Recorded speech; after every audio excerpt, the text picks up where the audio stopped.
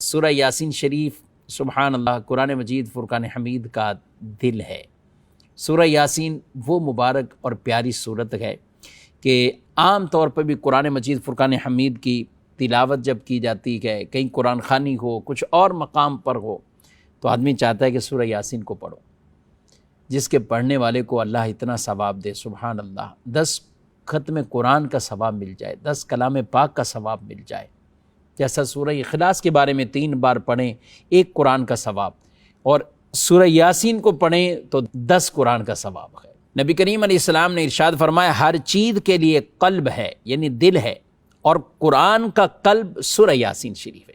قرآن کا دل سورہ یاسین ہے، اور جس نے سورہ یاسین پڑھی تو اللہ پاک اس کے لیے 10 بار قرآن پڑھنے کا ثواب لکھتا ہے۔